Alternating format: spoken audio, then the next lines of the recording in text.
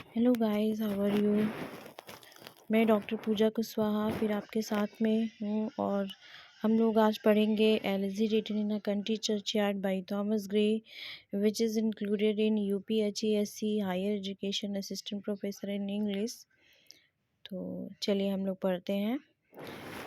Elegy written in a country churchyard by Thomas Gray. This is very beautiful poem, and in this poem the poet talks about the graveyard, the churchyard.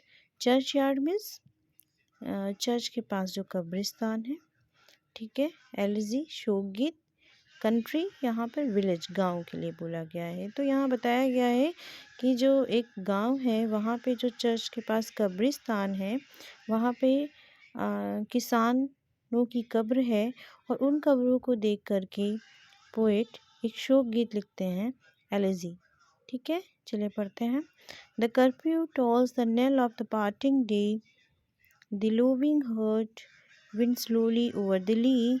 The ploughman homeward plods his weary way and leaves the word to the darkness and to me.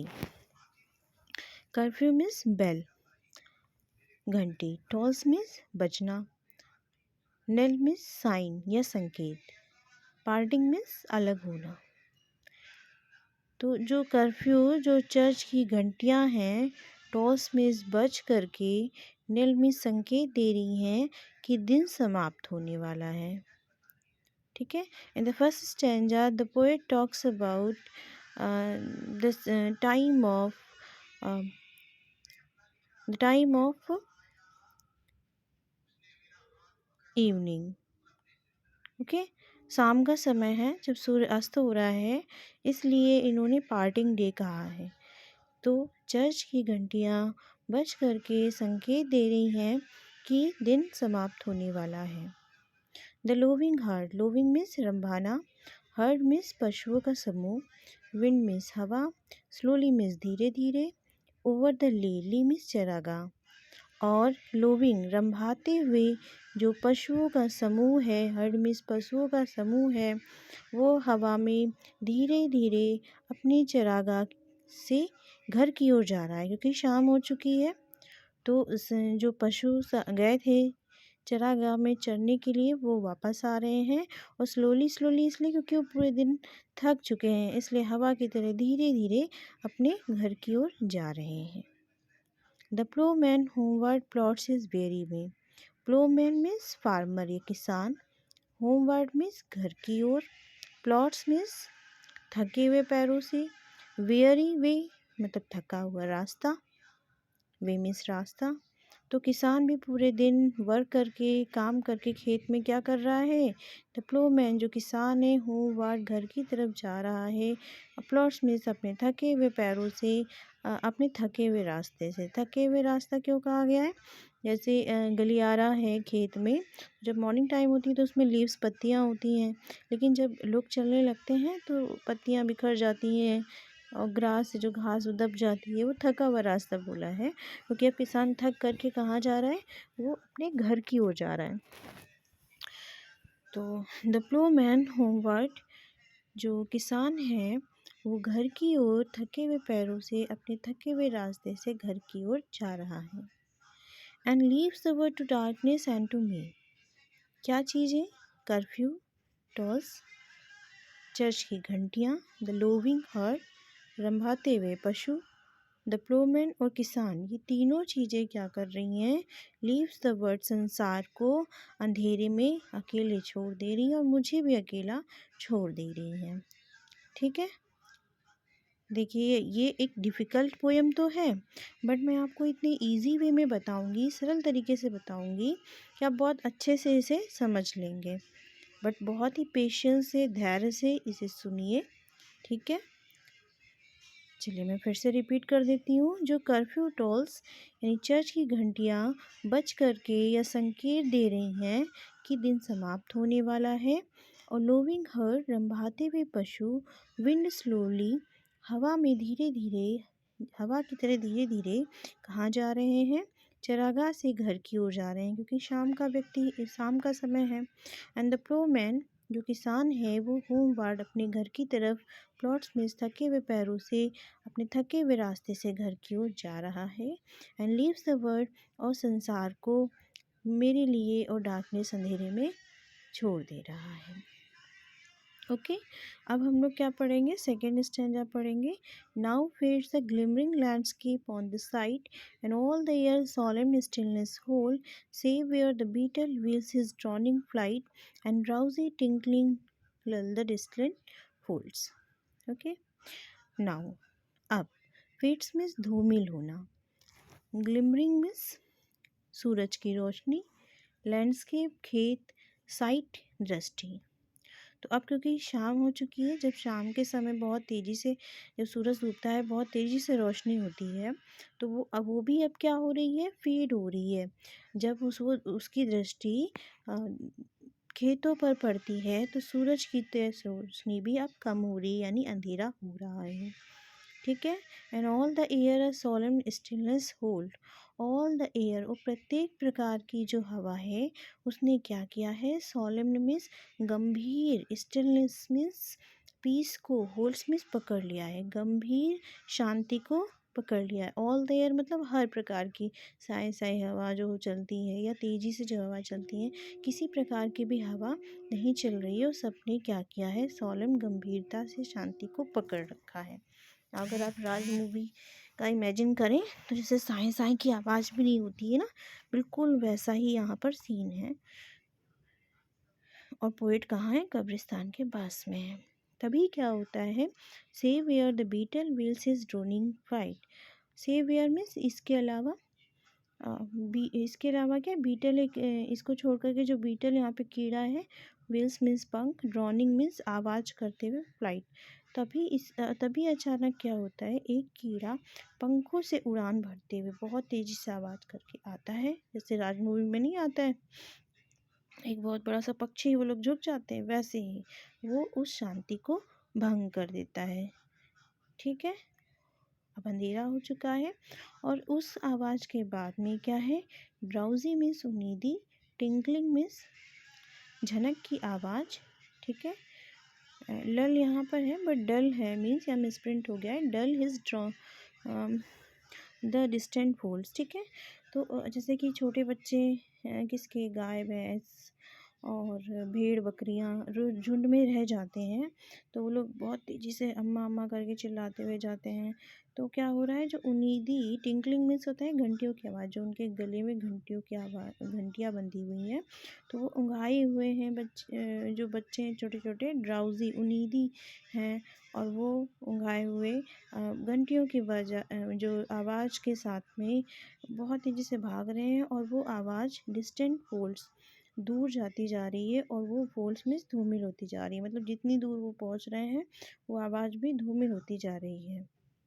ठीक है, तो वो ये भी अब आवाज़ ख़त्म, finish हो रही है, और क्या हो रहा है कि शांति है, जैसे कि मूवीज़ वगैरह में होता है, डरावना सा सीन है। ठीक है, क्योंकि वो कब्रिस्तान के पास खड़ा है, अब अंधेरा हो चुका है। चलिए हम लोग थर्ड स्टैंजा पढ़ते हैं। Save that from yonder ivy mantled tower. Save that means इसके अलावा, फ्रॉम योंडर, योंडर मीन्स उधर का, आईवी मीन्स, आईवी एक तरह का पेड़ होता है, मेंटल मीन्स लता।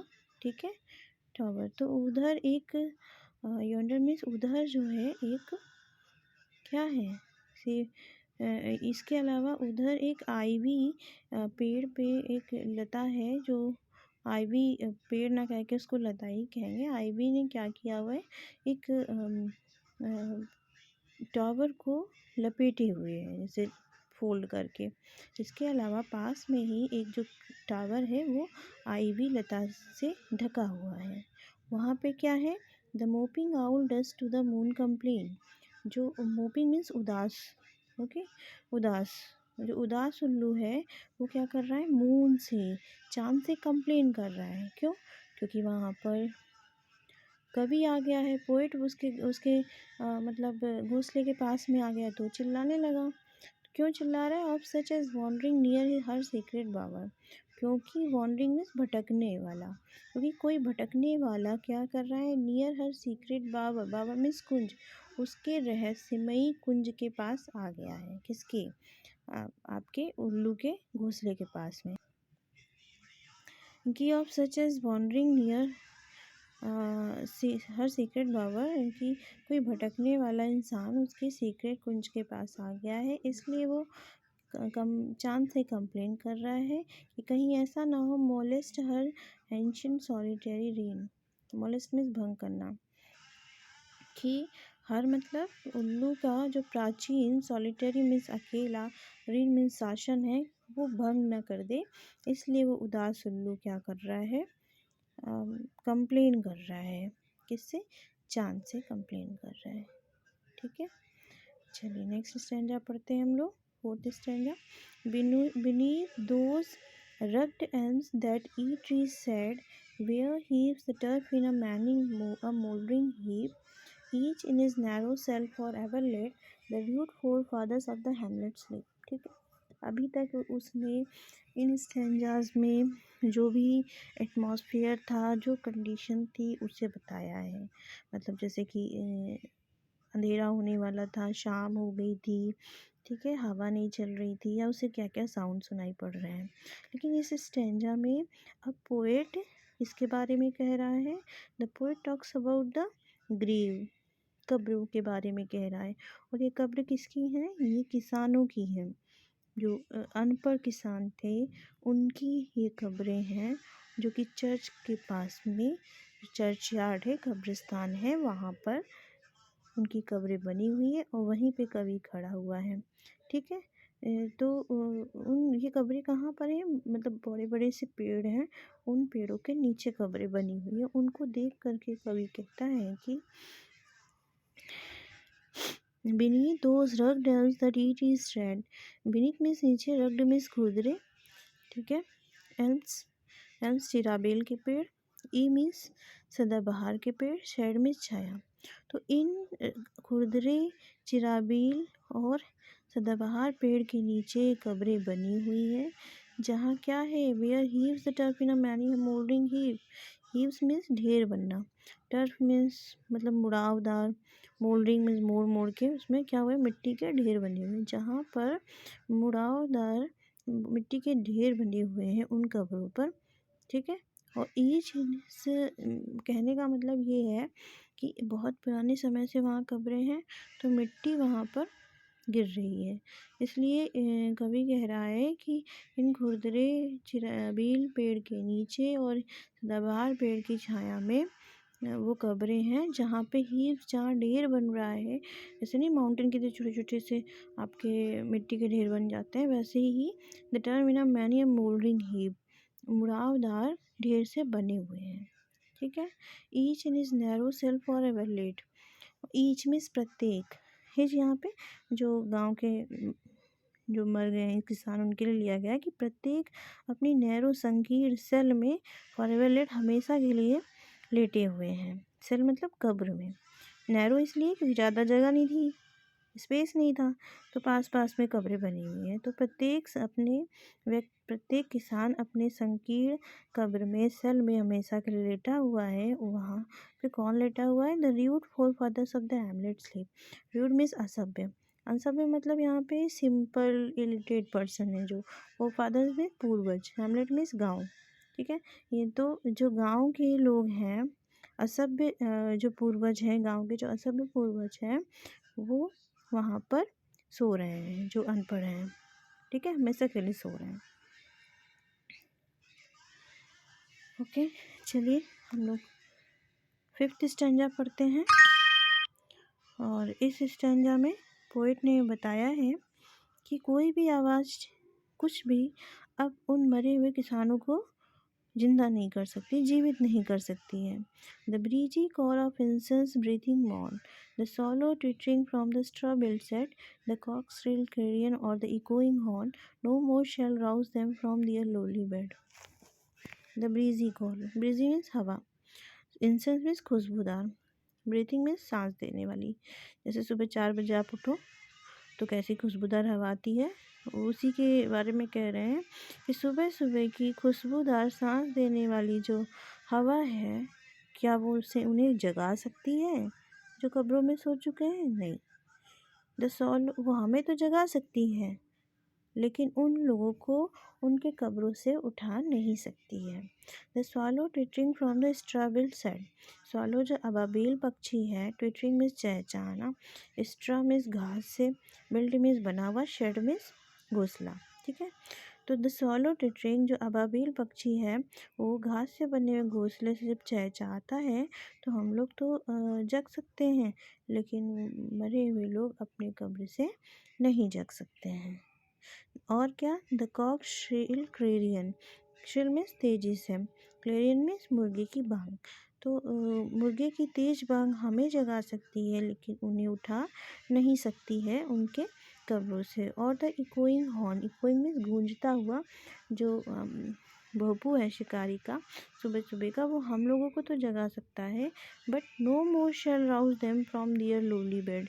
ये तीनों चीज़, सुबह की सुगंधित हवा, अबाबिल पक्षी का चहचहाना, मुर्गे की आवाज़ और भोंपू की आवाज़, ये कोई भी चीज़ें राउज देम, देम मीन्स किसानों को उनके लोवली बेड से, उनके कब्र से जगा नहीं सकती है। ठीक है,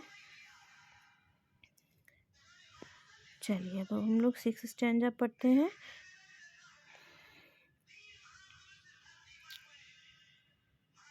इस स्टैंजा में पोएट ने उनके घर वालों के लिए लिखा हुआ है, क्योंकि वो तो अब मर के दुनिया से चले गए हैं, तो उनके घर की क्या कंडीशन है कि for them no more the blazing hearth shall burn और बिजी वा housewife ply her evening care, no children run to lisp their sire's return और climb his knees the envied kiss to share.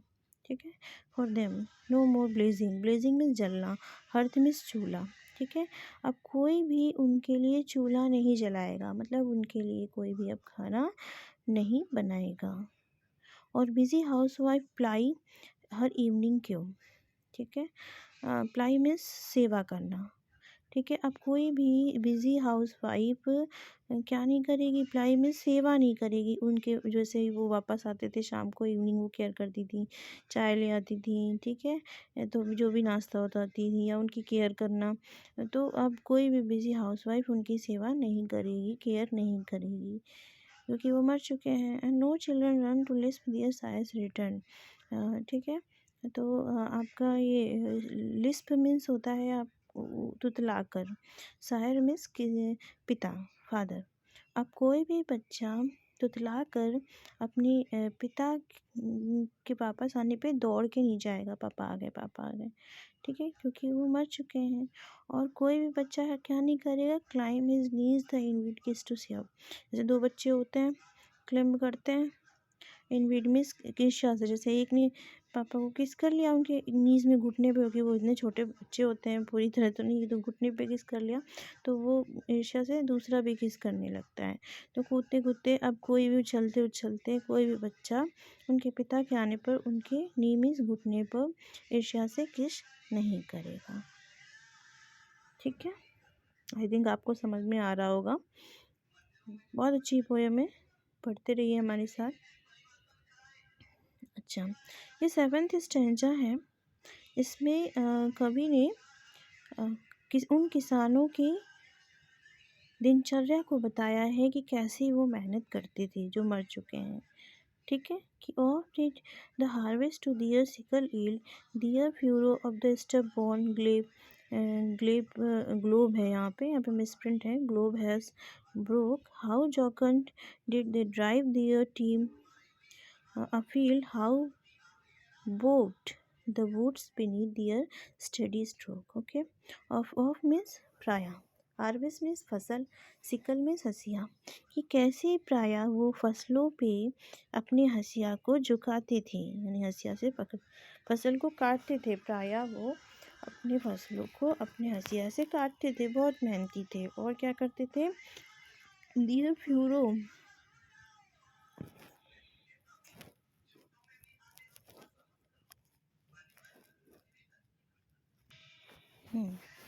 तो हम लोग कह रहे थे कि कैसे वो their furrow, furrow means line बनाना, जो मेड़ नहीं बनाते हैं।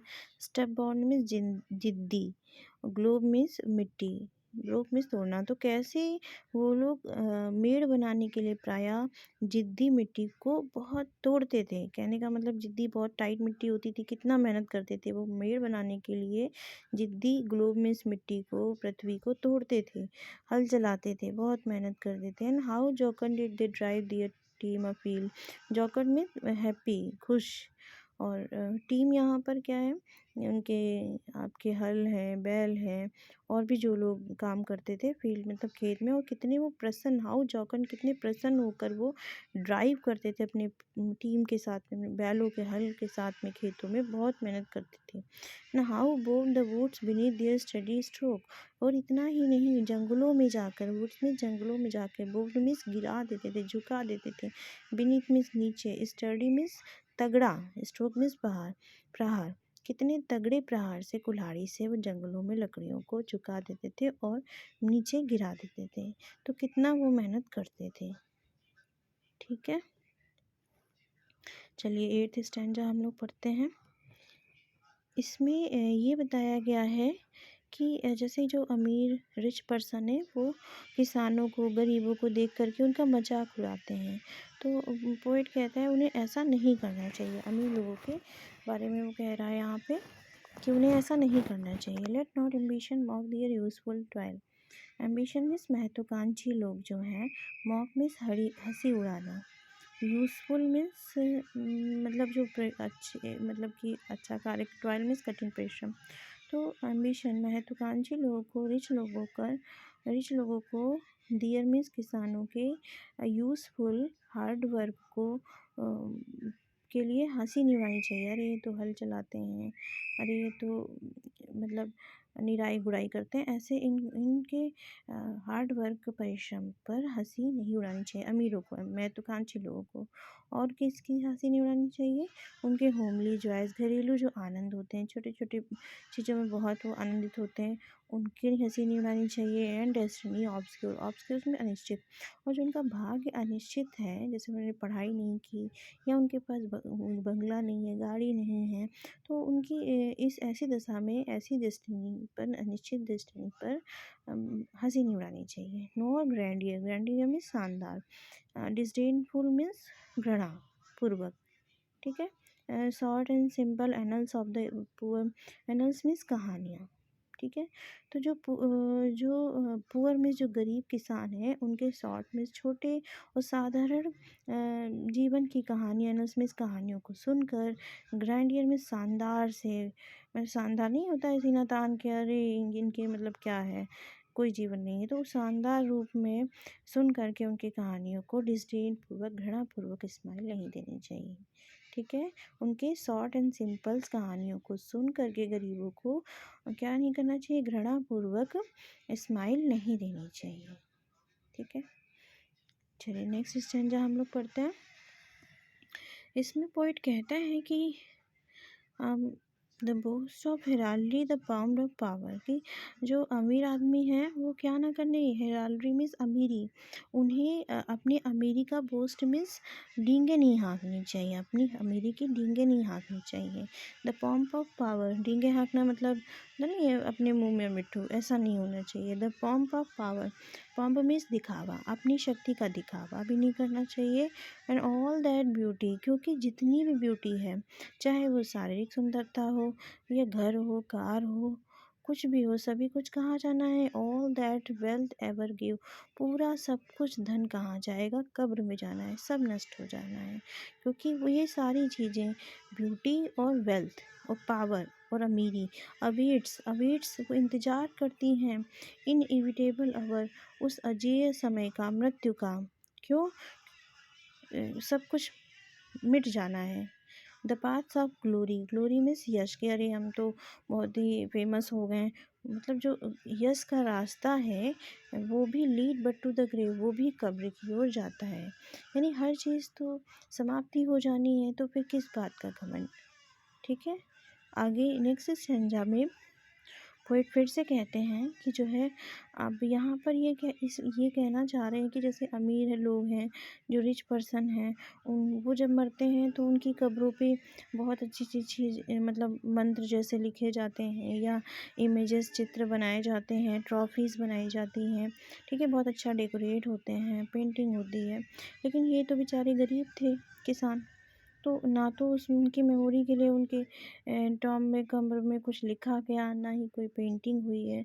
तो उसके बारे में कह रहे हैं कि अमीर लोगों को उनका मजाक नहीं उड़ाना चाहिए कि अरे एक ऐसी कब्र है, ठीक है, ऐसे देखिए। Nor you E proud impute to these the fault if memory over their tomb no trophies raise, where through the long drawn aisle and fretted vault the pealing anthem says the note of praise, ठीक है। Nor you, और ना ही तुम अमीर अमीर लोगों से क्या कर रहे हैं, तुम्हें प्राउड नहीं करना चाहिए, घमंड नहीं करना चाहिए कि impute to this fault. Impute means दोष देना कि अरे इनके इनके जो है कब्रों में ये फॉल्ट है, ये सही से नहीं लिखा है। भाई वो लोग अनपढ़ थे तो कभी कभी लिखने में भी गलतियां कर देते हैं, तो इनके जो है कब्रों में ये फॉल्ट है, ये नहीं कहना चाहिए, ठीक है। और यदि क्या हुआ कि इनके याद में, मेमोरी में, इनके टॉप पे, कब्र पे कोई भी ट्रॉफी जो है रेज नहीं की गई, नक्काशी नहीं की गई। रेज मीन्स मतलब बनाया नहीं गया है, तो क्या हुआ कि कोई नक्काशी नहीं हुई इनके कब्रों पे, किसके, जो किसान लोग हैं उनकी कब्रों में। Where through the long drawn aisle and pitted wall, ठीक है।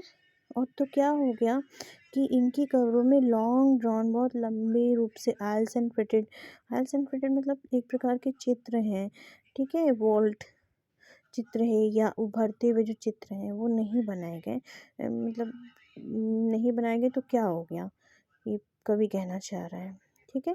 फिर भी कहने का मतलब है कि the pealing anthem swells the note of praise, कि पीलिंग एंथम, कि कुछ भी हम एंथम मतलब कुछ भी लिखना, जैसे होता है ना गीत वगैरह, अगर swells the note of praise, उनकी प्रशंसा के लिए जो है पीलिंग एंथम उनके कब्रों पर नहीं लिखा गया, तो क्या हो गया, है ना। तो ऐसे अगर ऐसा है तो उनकी हंसी नहीं उड़ानी चाहिए अमीरों को, यहाँ कभी ये कह रहा है, ठीक है।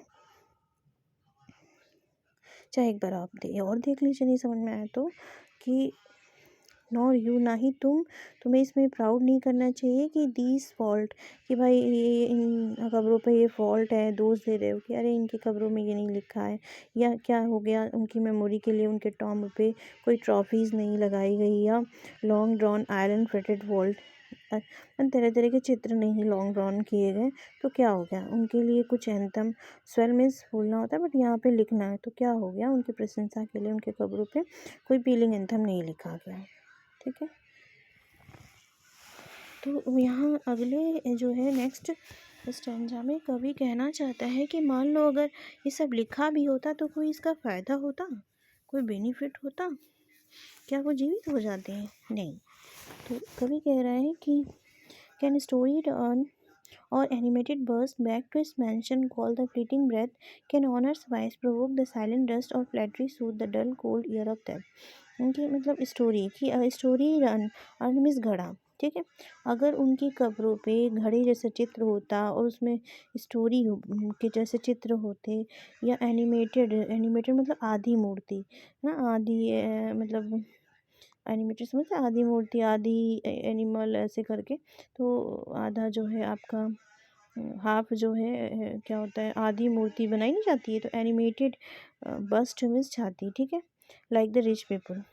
तो कह रहे हैं क्या अगर उनके कब्रों पे घड़े जैसा कलश, मीन्स घड़े जैसा कलश बना होता, उसमें कहानियाँ बनी होती, एनिमेटेड बस्ट होता, मतलब आधी मूर्ति होती, जैसे कि रिच पीपल के कब्रों में होता है, तो क्या back to its mansion call the fleeting breath, mansion means महल, कैसा महल, इन ये जो कब्र है उसको महल बोला गया है, ठीक है। ब्लीडिंग में क्षणभंगुर, ब्रेथ में सांस, ठीक है।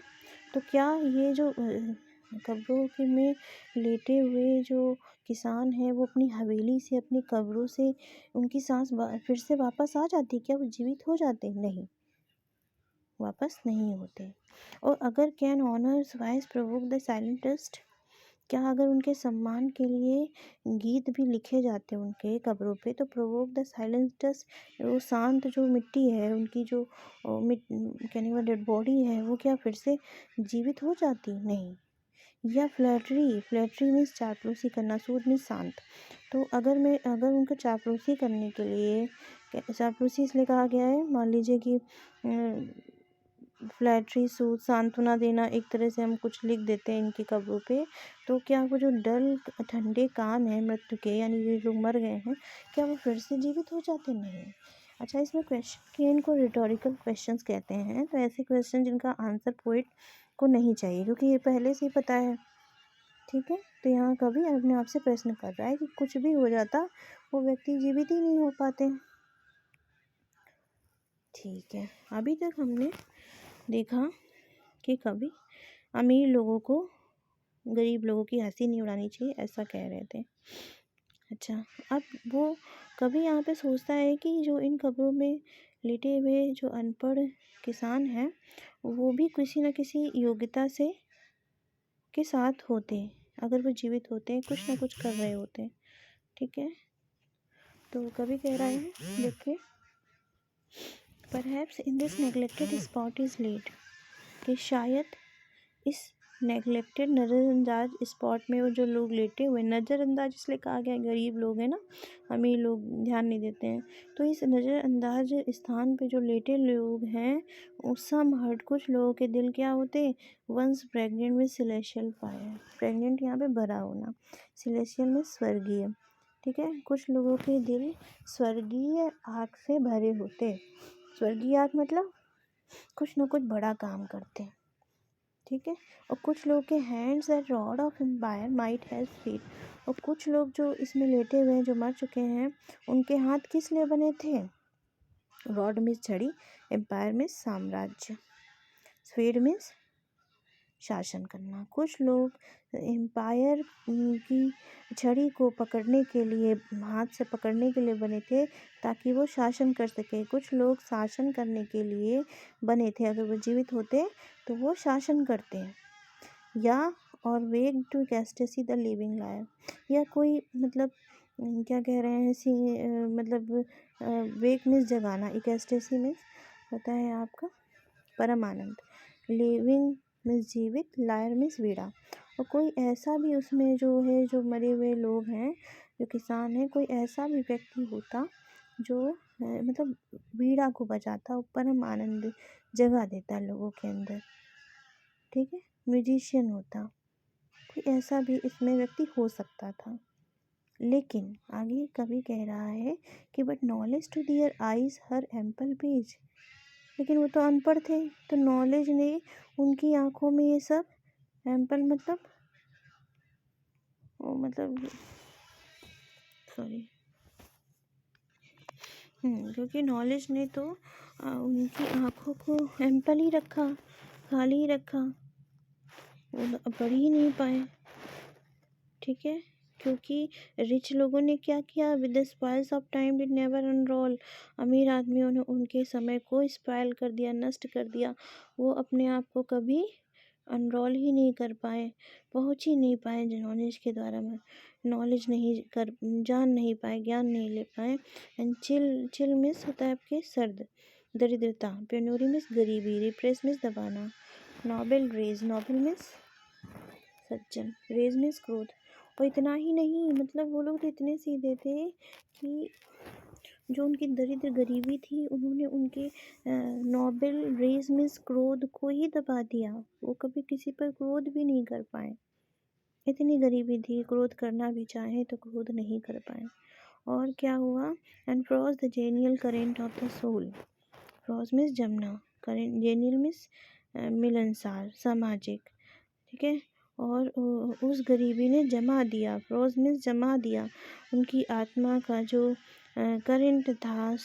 ठीक है, जेनियल करंट था, करंट मतलब कुछ बनने की जो जुनून था, उसको भी जमा दिया उस गरीबी ने। ठीक है,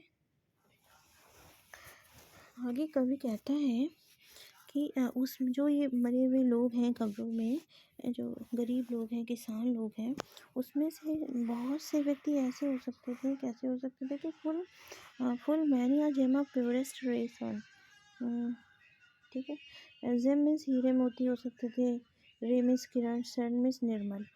तो कुछ ऐसे व्यक्ति हो सकते थे जो प्योरेस्ट किरण थे, है ना, निर्मल शांत हीरे मोती हो सकते थे। हीरे मोती के सेंस में कहा गया है, मतलब दुनिया के लिए, अपने परिवार के लिए, या कस्बे के लिए, गांव के लिए बहुत अच्छा काम कर सकते थे वो लोग, लेकिन वो नहीं है इस दुनिया में। Dark unfathomed caves of ocean view, ठीक है। वो अनफैथम मीन्स अथाह गहराइयाँ, केव मीन्स गुफा। लेकिन उन उन हीरो मोतियों को किसने दफा कर दिया है?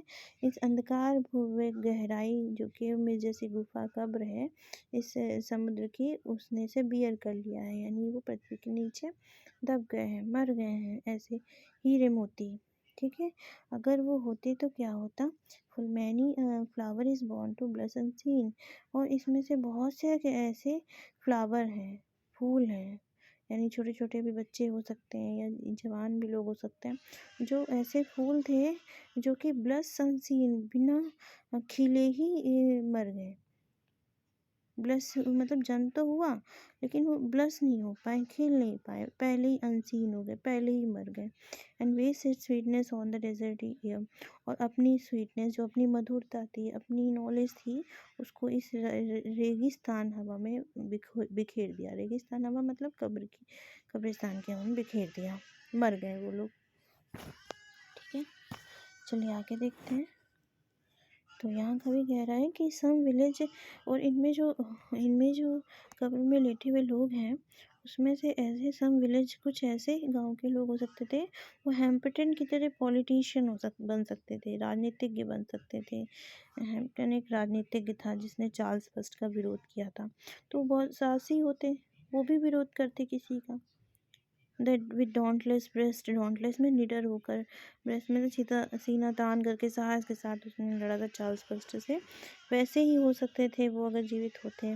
The little टैरेंट of his fail with stood, जो मतलब कि जो हैम्पटन था, वो टैरेंट, जो मैदान में जो टैरेंट थे, अत्याचारी थे, उनके सामने वो खड़ा रहा सीना तान करके।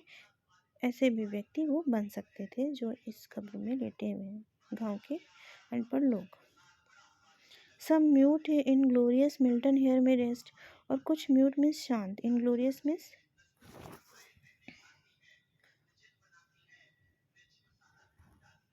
प्रतिभावान, मिल्टन हेयर में रेस्ट, और कुछ ऐसे मिल्टन की तरह कभी भी बन सकते थे, जो यहाँ रेस्ट कर रहे हैं, आराम से पड़े हैं, ठीक है, लेटे हुए मरे हुए हैं, वो कुछ कभी भी बन सकते थे। सम क्रॉमवेल, कुछ क्रॉमवेल भी बन सकते थे, अपराध रहित, जो अपनी कंट्री के लिए उसने खून बहाया था, तो मतलब सैनिक भी बन सकते थे क्रॉमवेल की तरह, ठीक है।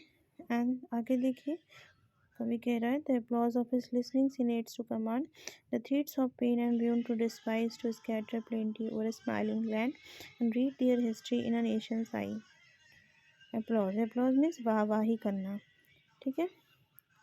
listening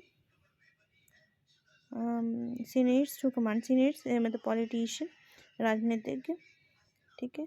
कुछ ऐसे थे जो वाहवाही सुनने के लिए, जो राजनीतिज्ञ थे, वो जो ऑर्डर देते थे, वो ऐसे भी बन सकते थे, मतलब राजनीतियों की तरह जैसे वो कमांड देते हैं वाहवाही सुनने के लिए, वो कुछ ऐसे भी व्यक्ति हो सकते थे। लेकिन क्या हुआ? The threads of pain and ruin to despise, उनके जो कष्ट थे, थ्रेड्स मीन्स उन्होंने आतंक फैला दिया, उन्हें उनकी इच्छाओं को मार दिया, और र्यून टू डिस्पाइज, उनका विनाश भी घृणापूर्वक हुआ। और उन्होंने क्या किया? जो भी उनके पास नॉलेज थी, प्लेंटी मीन्स होता है बहुत अधिक, स्माइलिंग लैंड, तो उन्होंने इन चीज़ों को, जो ज्ञान था, स्कैटर मीन्स बिखेर दिया प्रचुरता से इस स्माइलिंग लैंड में, ये जो मुस्कुराता हुआ पृथ्वी है, उसमें बिखेर दिया और मर गए। और read there history in his nation आई, लेकिन अगर वो ऐसे होते तो उनको भी नेशन, मतलब ये जो अभी जीवित प्रेजेंट जनरेशन है, मतलब राष्ट्र की आंखों के द्वारा उनकी हिस्ट्री को पढ़ा जा रहा होता, अगर वो जीवित होते तो। ठीक है। अभी भी वो कभी उन कब्रों में लेटे हुए जो मरे हुए लोग हैं, किसान लोग हैं, उन्हीं के बारे में बता रहा है। आगे स्टैंजा में देखते हैं कि Dear Lord forbid, nor circumscribed alone their growing virtue, but their crimes confined, forbid to wade through slaughter to a throne and shut the gates of mercy on mankind। कि उनको Dear Lord forbid, है ना, मतलब उनके पास जो knowledge थे, उन अमीर लोग उन्हें रोक के रखते थे। और सर्कमस्क्राइब में प्रतिबंध लगा देते थे। मान लो कोई कवि बनना चाहता है, पुलिस बनना चाहता है, उन्हें रोक देते थे। दियर ग्रोविंग वर्च्यू, जो उनके बढ़ते हुए गुण थे, उन्हें रोक देते थे। और इतना ही नहीं, अमीर लोग उनके गुणों को ही नहीं रोकते थे, बट डियर क्राइम कन्फाइंड, वो तो उनको तो इतना शासन करते थे अमीर लोग गरीबों पे कि उनके क्राइम को, अपराधों को भी उन्होंने कन्फाइंड कर दिया, सीमित कर दिया। एंड फॉरबिड मीन्स मना करते थे to wade through slaughter to a throne, ठीक है। और वो तो इतना भी नहीं कर सकते थे टू वेड, कि वो स्लॉटर, हत्या कर सकें राजगद्दी पाने के लिए।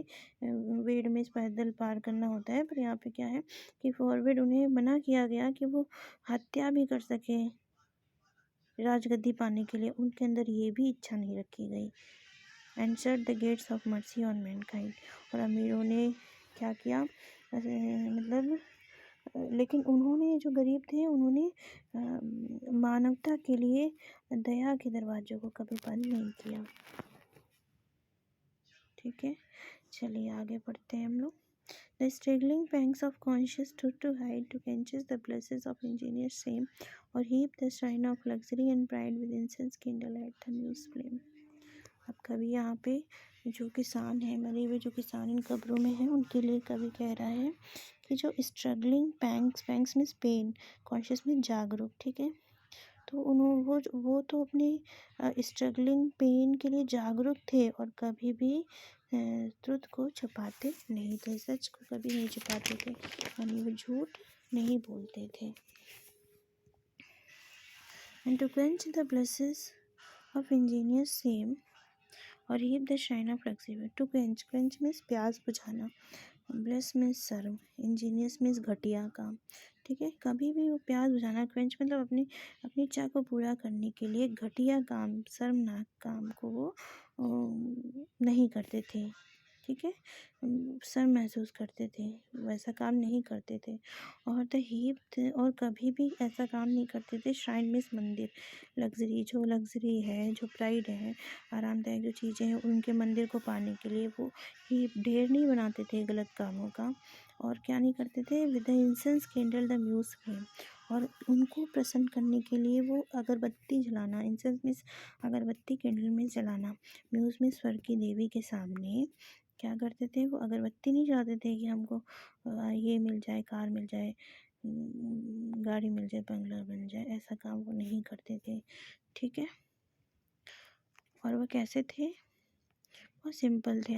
आगे भी कवि उनके बारे में, उनके गुणों के बारे में बता रहा है, जो व्यक्ति मर चुके हैं, कि far from the madding crowd ignoble strive, ठीक है। तो इग्नोबल मीन्स नीचा, नीच काम, घटिया काम, स्ट्राइव काम, ठीक है। क्राउड मीन्स जनता। तो वो लोग शहर के जो मैडिंग क्राउड थी, पागल जनता थी, उससे उन घटिया कामों से दूर रहते थे। वो कभी भी अपने काम को कंप्लीट करने के लिए घटिया काम नहीं करते थे। दियर सोबर विशेस, उनकी बहुत ही सादी सी इच्छाएं थी।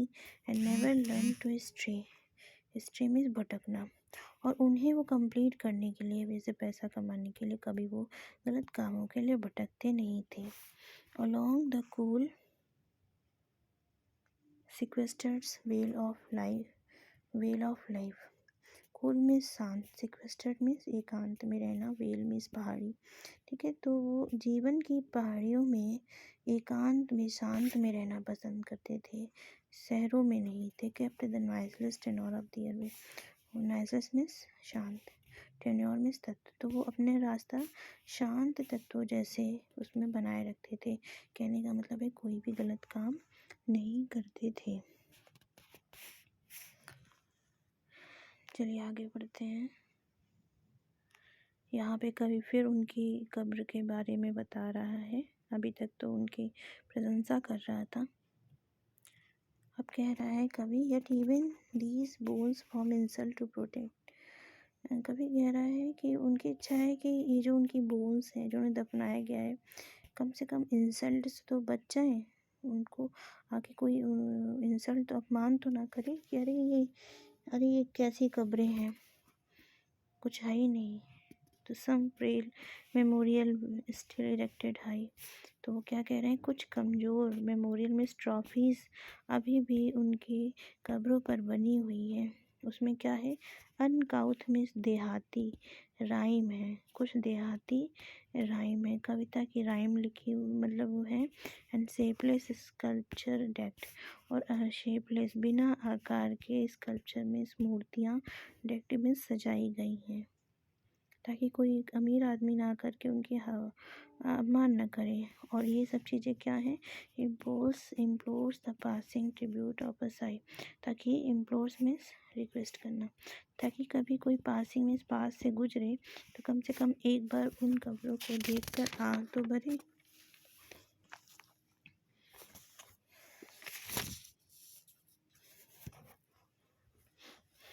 और उनकी कब्रों में क्या है कि डियर नेम, उनके नाम है, ठीक है, XYZ जो भी उनके कब्रों पे जैसे नाम लिखे जाते हैं।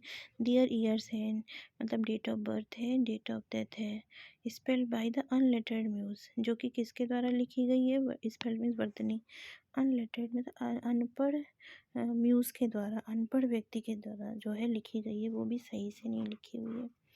The place of fame and energy supply, जहाँ उसके प्रसिद्धि के गीत लिखने थे वहाँ पे एलिजी लिखी गई है। एलिजी सप्लाई मतलब उनके जीवन में दुख था इसलिए एलिजी लिखी गई है। And many a holy text around, holy means Bible के बहुत सारे टेक्स्ट भी, शी मतलब यहाँ पे म्यूज सरस्वती की देवी ने स्ट्री मीन्स ऐड किया उनके कब्रों पे, बाइबल के कुछ टेक्स्ट भी ऐड हैं। दैट इज जो सिखाते हैं कि जो रस्टिक जो देहाती लोग हैं, मोरलिस्ट हैं, सबको क्या करना है, एक दिन मरना है, वो टेक्स्ट लोगों को ये सिखाते हैं।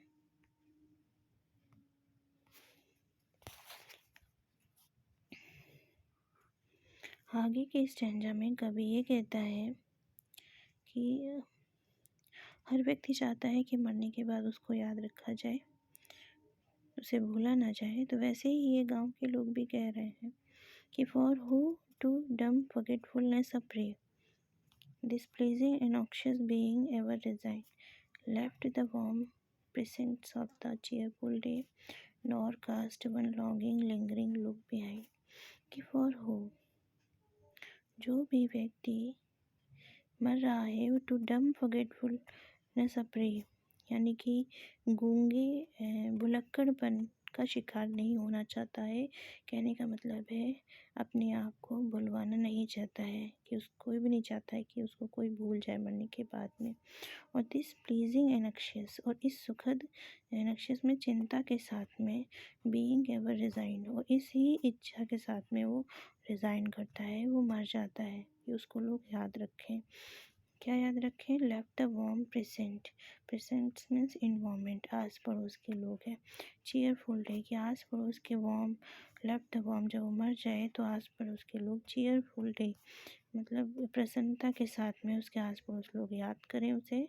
Cast one longing lingering look behind, और ऐसा वो कभी नहीं चाहते हैं वन मतलब कोई भी उनके पास से गुजरे तो एक बार वो पीछ मुड़ कर उन्हें ना देखे, यानी उन्हें उन कब्रों को देखें, उनको याद करें।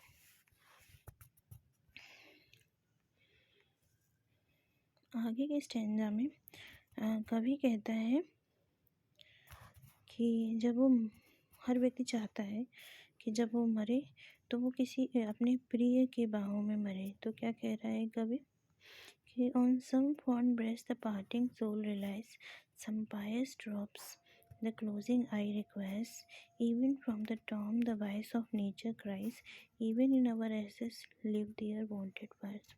कि on some fond, जब कोई भी व्यक्ति चाहता है कि जब वो मरे तो fond breast the parting soul realize, जब उसकी आत्मा रिलाइज में जो मरे तो किसी fond, किसी नज़दीकी के सीने में लग कर के यानी गोद में मरे. And some pious, और कुछ मतलब ऐसा ही नहीं, वो कोई धार्मिक भी व्यक्ति क्या करे, ड्रॉप्स में आंसू बहाए जब वो मरे और उसकी आंखों को बंद करे. Even from the tomb the voice of nature cries, और उसकी कब्रों पे नेचर भी आवाज़ करते हुए रोए. Even in our ashes live their wonted fires, और अब और उसकी जो राख है वो उसमें अभी भी व्यस्त पैशन जिंदा है. कभी कह रहा है कि ये जो लोग मर चुके हैं तो वो जो एशेस भी है, जो राख भी है, उसमें अभी भी लगता है कि वो लोग जो बनना चाहते थे वो भी जीवित है. आगे हम लोग देखते हैं कि फॉर दी. अब यहाँ पे कवि ये कह रहा है कि जब वो मर जाएगा, ठीक है. अब देखिए यहाँ होता है कि उसने जो बात कही है वो किसानों के लिए कही है जो मर चुके थे, जो कब्रों में दफन थे. लेकिन अब कवि अपने बारे में कह रहा है कि जब वो मर जाएगा तो लोग उसे कैसे जानेंगे, ठीक है. तो यहाँ पर कवि अपनी डेथ के ही बारे में बता रहा है कि मरने के बाद लोग क्या कहेंगे उसके बारे में, या उसकी कब्र पे क्या लिखा होगा. अब आप सब वो भूल जाइए जो किसानों के बारे में कहा है. अब यहाँ से नई कहानी, नई स्टोरी स्टार्ट होती है कि जब वो मर जाएगा तो क्या होगा, ठीक है. कौन उन्हें याद रखेगा, कैसे याद रखेगा, उसकी कब्र पे क्या लिखा होगा. कवि के खुद के तो खुद अपनी डेथ के बारे में बता रहा है. देखिए, for thee who mindful of the unhonored dead, trust in these lines their artless tale relate. If chance by lonely contemplation led, some kindred spirit shall inquire thy fate.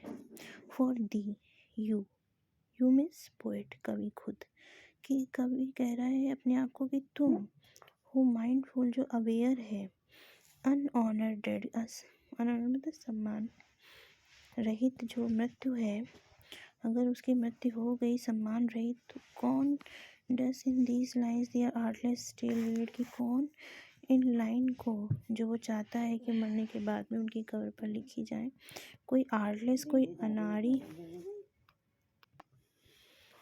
तो हम लोग कहा थे कि कोई dost in these lines their artless tale relate, कि इन लाइनों को जो चाहता है कब्रों में लिखी जाए, कोई अनाड़ी ही उसकी कहानी को रिलेट करेगा, बताएगा. कभी ये कह रहा है, या वो कहना चाह रहा है कि जब वो मर जाएगा तो कोई अनाड़ी व्यक्ति ही बताएगा उसके बारे में कि वो कौन था, ठीक है. तो यहाँ से कभी कहानी की तरह कहता है कि इफ़ चांस, अगर फ्यूचर में वो मर जाएगा तो क्या होगा. By lonely contemplation led, lonely means अकेला, तब कोई अकेला व्यक्ति कंटेम्पलेशन चिंतन में युक्त होकर के जा रहा होगा सम किंडर्ड स्पिरिट, और पूछेगा कि भाई ये कभी कैसे मरा. कभी अपनी डेथ के बारे में इमेजिन कर रहा है कि कोई व्यक्ति फ्यूचर में अकेला जा रहा होगा चिंतन करते हुए, और किसी से पूछेगा कि भाई कभी कैसे मर गया. तो उसको उत्तर कौन देगा. सम किंडर्ड, किंडर्ड मीन्स आत्मीय स्पिरिट, कोई आत्मीय स्पिरिट यानी कि किसान, तब बताएगा दाई फेट. दाई यहाँ पे कभी अपने आप को कह रहा है मेरी इस मौत के बारे में उसको वो बताएगा. मतलब कोई एक व्यक्ति जा रहा था, वो पूछेगा कि भाई कभी कैसे मरा, तो कोई किसान उसके मृत्यु के बारे में बताएगा.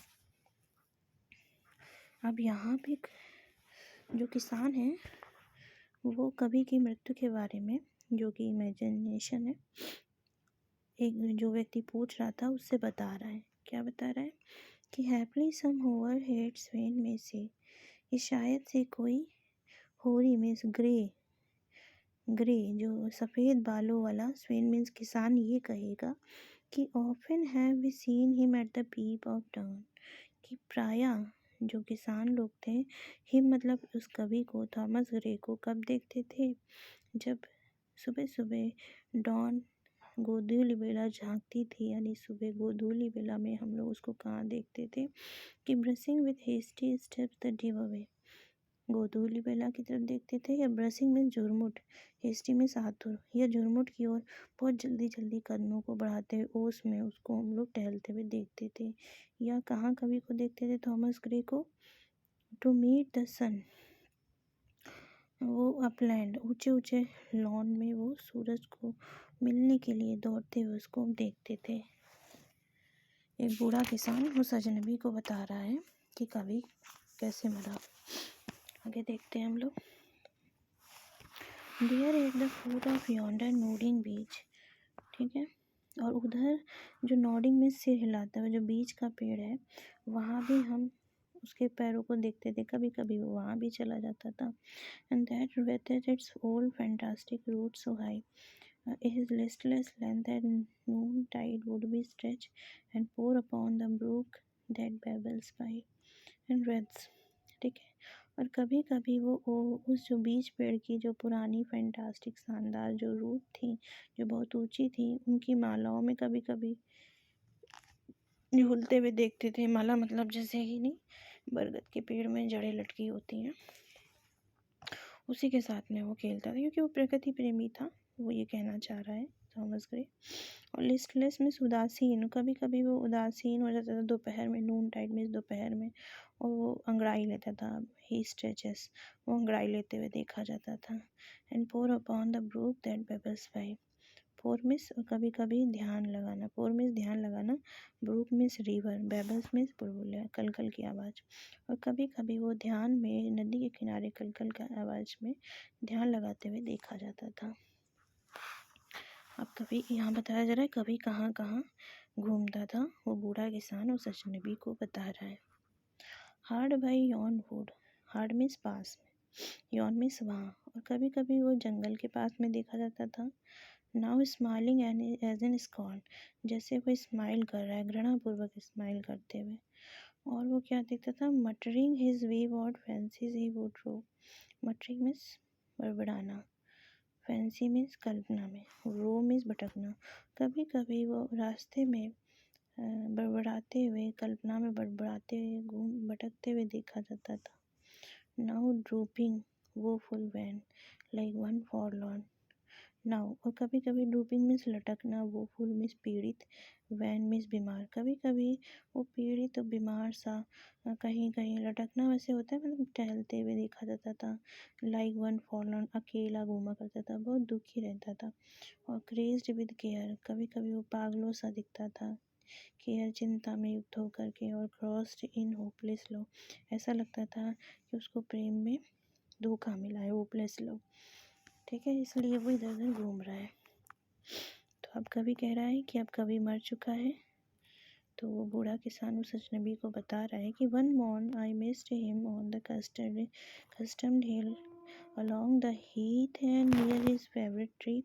Another came nor yet beside the rail, nor up the lawn, nor at the wood was he. कि one morning मैंने उसे मिस किया, I missed him, मतलब वो मुझे नहीं दिखा। On the custom hill, custom अनुकूलित, जिन पहाड़ियों पे वो दिखता था वहाँ भी नहीं दिखा। और लॉन्ग द हीथ, हीथ में झाड़ी, ना उन बंजर भूमि झाड़ी में दिखा। And near his favourite tree, ना ही अब उसके फेवरेट ट्री के पास वो दिखा, उसको बूढ़े आदमियों को कभी नहीं दिखा, थॉमस ग्रे। एंड अदर केम, दूसरा दिन आया, nor yet beside a reel, reel miss छोटी नदी, और ना ही उस छोटी नदी के पास में वो थॉमस ग्रे दिखे उस बूढ़े व्यक्ति को। नॉर अप द लॉन, ना ही वो लॉन में घास के मैदानों में दिखा। Nor at the wood was he, ना ही उन जंगलों में वो कभी दिखा। क्यों? क्योंकि वो मर चुका था। तो कह रहा है the next with dirges due in sad array, next day शोक गीत सुनाई पड़ा, सैड एरे बहुत ही दुखी रूप में, क्योंकि यहाँ पे थॉमस ग्रे मर चुके हैं। तो slow through the church way path we saw him borne, तो बूढ़ा किसान कह रहा है धीरे धीरे वो चर्च के रास्ते में लोग जा रहे थे, हम लोगों ने उसे देखा, कॉफिन में लोग ले जा रहे थे, अप्रोच, वो उस चर्च में पहुँचे। एंड रीड द ले मीन्स धूल में मिलना, ठीक है, उसे लिटा देते हैं मिट्टी में, फॉर द कांस रीड, ठीक है। और अभी तो उस जगह नहीं लिखा है जिसे कोई पढ़ नहीं सकता है। engraved on stones beneath you aged thorn, engraved means कब्र, on stone beneath you aged thorn, और वो कह रहा है कि उन कब्रों में, उन पत्थरों के नीचे beneath you कवि जो है बूढ़ा होकर के उन कांटों पर लेटा हुआ है। ठीक, कहने का मतलब है ये इमेजिनेशन में एक कवि कह रहा था कि एक बूढ़ा इंसान, जब कोई अजनबी पूछेगा कि कवि का क्या हुआ, कैसे वो मरा, तो कैसे उसकी डेथ हुई, उसके बारे में ये बूढ़ा किसान उस व्यक्ति को बताया। तो ये हमारी पोएम थी। और थॉमस ग्रे चाहते थे कि मरने के बाद में उनकी कब्र पे एपिटैफ, एपिटैफ मतलब कब्र में जो चीज़ लिखी होती है ना, कब्र के ऊपर जो लाइन लिखी होती है एपिटैफ कहते हैं। तो वो चाहते थे कि मरने के बाद में उनकी कब्र पर यही लाइनें लिखी जाएं। तो ये लाइन रियली में लिखी भी हैं वास्तविक में। चलिए एपिटैफ पढ़ते हैं हम लोग। Here rest his head upon the lap